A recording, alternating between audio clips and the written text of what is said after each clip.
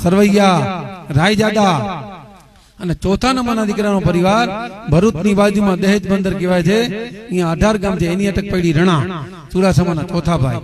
ત્રીજા નંબરના દીકરા તમારા દાદા જેનું નામ હતું નરપતજી, એ માના આશીર્વાદ લઈ અને અફઘાનિસ્તાનમાં જઈને ગિજની કબજે કર્યું, અહીંયા ઈરાન કબજે કર્યું, એટલે એને બાદશાહે જામની પદવી આપી. જામ એટલે વિશાળ ગણો અને તાકાતવાળો પુરુષ હોય એને જામ કહેવાય. અને નરપતજી બાબુના તો બાવડા અહીંયા ભોગતા, ગોઠણ થી પણ નીચે, જેને અજાન બાહુ કહેવાય.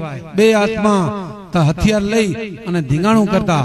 થોડોક સમય ગીજની રાજ કર્યા પછી પાછા પોતે સિંધ મલક ની અંદર આવ્યા. અહીંયા આવી અને મોટું નગર કબજે કર્યું. એના દીકરાનું નામ હતું સમાજી, જેના નામ ઉપર સમયનગર નામનું શહેર વસાયું અને આપણી અટક પડી સમા. ચોથા નંબરના દીકરા જેનું નામ ભૂપત, એ માની રજા લઈ સિંધમાં નીકળ્યા, મારવાડ ની અંદર ગયા, મોટું ગામ કબજે કર્યું, ફતો ગઢ બાંધ્યો, ગઢ દિલ્હી, ગઢ આગ્રા, અધગઢ બીકાનેર, ભલે ચણાવ્યો ભાટીએ તો ગઢની જેસલમેર. ઈ ગામનું નામ પડ્યું જેસલમેર અને રાજપૂતની અટક પડી ભાટી. હવે નરપતજી બાબુ સિંધ ની અંદર ગાદી ભોગવી રહ્યા છે. એમનાથી 13મી પેઢીએ બેલડાના બે દીકરા જન્મા. આ કઈ બેલડા, સિંધી ભાષામાં બેલડાને કે જાડા, એનું નામ પડ્યું જાડાજી. તેથી આપણી અટક જાડેજા આવી. અને એમના દીકરા લાખા અને લાખિયાર બે. ઈ લાખાજી બાબુએ વિક્રમ સંવત 1202 દિવસ હતો અષાઢી બીજ અને કચ્છ ની અંદર પહેલી ગાદી સ્થાપી. ઈ ગામનું નામ પડ્યું લાખિયાર વીરા, નખત્રાણાની બાજુમાં છે. અને ઈ બાબુના દીકરા થયા રાયધણજી બાબુ, જેને ગુરુ ગરીબનાથ નો આશીર્વાદ મળ્યો. થિનોદર નામનો ડુંગર છે કે જાઓ તમારા સંતાનોના ભાગ્યમાં આ કાંઠેથી સામે કાંઠે સુધી એમના જ પરિવારની ગાદી લખેલી છે. એટલે ગુરુના આશીર્વાદ મળ્યા એટલે રાયધણજી બાબુએ આખા કચ્છ ઉપર કબજો કર્યો. જેમના 4 દીકરા હતા.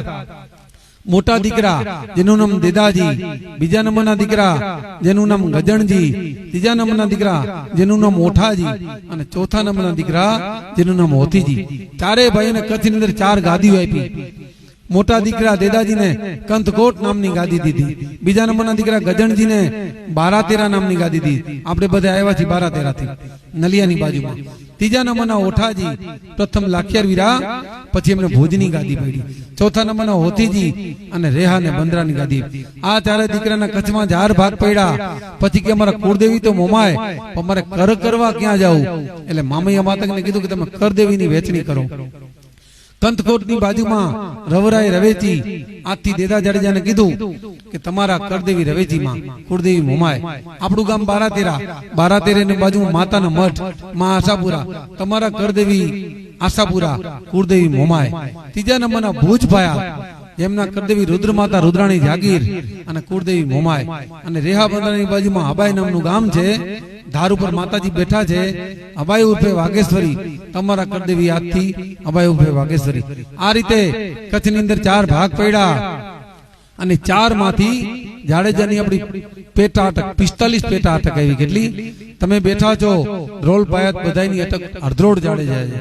એ તે હરદ્રોડ, કાનાન, કુબર, હાપાન, તોતાન, રાવ, દલ, જીયાન, રાહેબ ને સાહેબ ને ખેંગાન, કાયાણી ને વિભાણી, ખીમાણી ને ડુંગરાણી ને લાખાણી, જસાણી ને ભારાણી ને ભીમાણી, બારાત ને બુટા ને હોથી ને દેદાન, મોડ ને વરમસિંહ, મુકરસિંહ ને પૈયા ને ઉસ્તિયાન, વડિયલ ને હરદ્રોડ ને ખંડેરિયા ને ફલ ને ફુલાણી, રણમલાણી ને રવાણી, અબડા ને જાડા. આ બધી જાડેજાના ટૂંકું 4 જિલ્લામાં છે. કેટલા જિલ્લામાં? કચ્છ જિલ્લો, બનાસકાંઠા જિલ્લો, જામનગર અને જામનગર માંથી રાજકોટ થયું. 45 પેટા અટક જાડેજાની છે. એમાં બધું આપણો કુટુંબ પથરાયેલો છે. અને ઈ પરિવારમાંથી આપણે 12-13 થી નીકળ્યા. લાખાજી બાબુના 4 દીકરા, મોટા રાવળજામ, બીજા નંબરના હરદ્રોડજી, ત્રીજા નંબરના રાયધણજી અને ચોથા નંબરના મોડજી. માના આશીર્વાદ લીધા.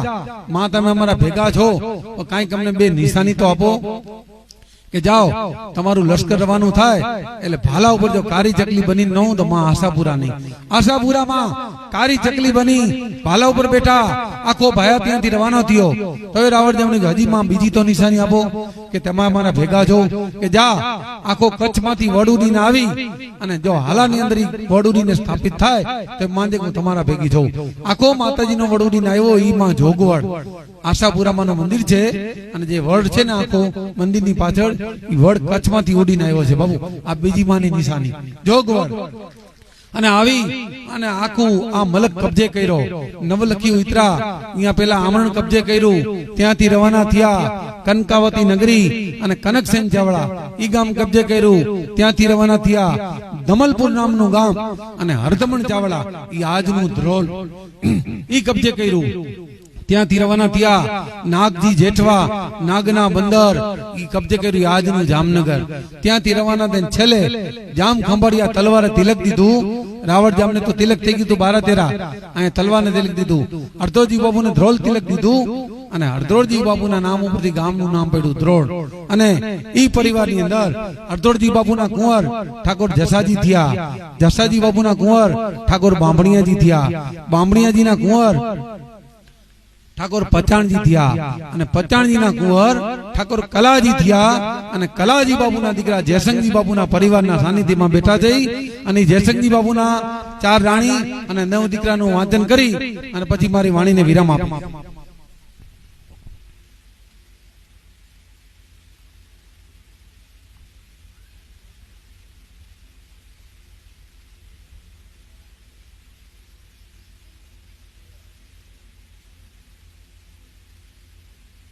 તો ઠાકોર શ્રી કલાજીએ કુંવર શ્રી જયસંગજીને ગરા સોપરત કીધો.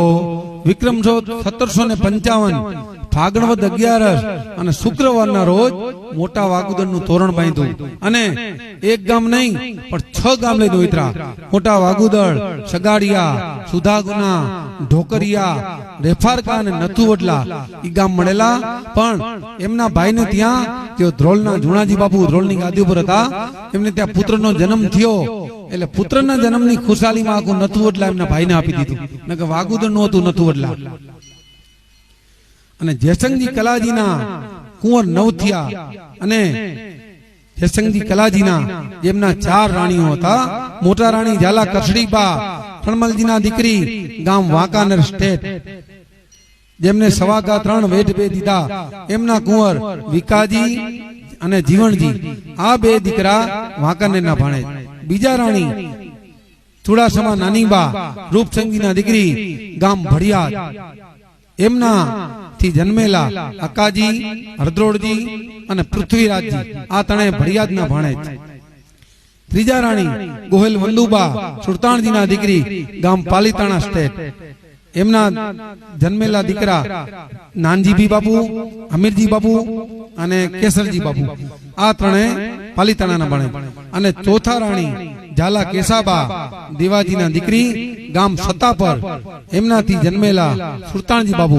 આવી રીતે જયસંગજી બાપુના 9 કુંવર થયા.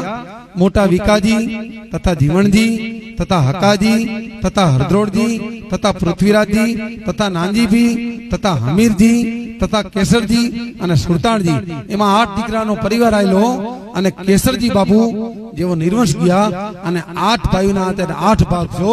અને અત્યારે ખૂબ માતાની દયાથી ખૂબ પરિવાર વધ્યો તમારો.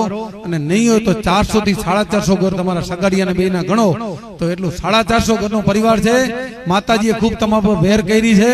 અને હવે આજે આપણે કથા લખી છે એનું વાંચી લઉં. શુભ સ્થાન શ્રી મોટા વાગુદર મધ્યે સર્વે જયસંગજી બાપુના પરિવારે આવું રૂડું આયોજન કીધું. અને મોટા વાગુદર મધ્યે આશાપુરામાંના સાનિધ્યમાં ભાગવત સપ્તાહ બેસાડી વિક્રમ સંવત 2079 ચૈત્રવદ એકમ અને શુક્રવાર તારીખ 7/4/2023 ના રોજે કથાનો પ્રારંભ કીધો તથા ભાગવત કથાની પૂર્ણાવતિ એટલે કે આજના દિવસે વિક્રમ સંવત 2079 ના ચૈત્રવદ આઠમ ને ગુરુવાર તારીખ 13/4/2023 ના રોજે તે કથાની પૂર્ણાવતિ કીધી. તે કથાની વ્યાસપીઠ ઉપર આપણા આશાપુરામાંના પૂજારી એટલે વક્તા શ્રી રાજેશભાઈ વાય ભટ્ટ પોતાની વાણીથી રસપાન કરાવ્યું. અને તે પ્રસંગે ગામના સર્વે ભાઈઓએ જયસંગજી બાબુના પરિવારે મળી ધ્રોલ ભયાતના 42 ગામોને તેડાવ્યા. સગા વહાલા બહેનો દીકરીઓ ભાઈબાઓ સંબંધીઓ સંતો મહંતો તથા રાજકીય આગેવાનોને તેડાવી અને આ રૂડી કથા ભાગવત કથા પોતાના બારોટજીને ચોપડે મંડાવી અને આવું રૂડું કાર્ય કીધું. બોલો મોમાય માત કી જય, આશાપુરા માત કી જય.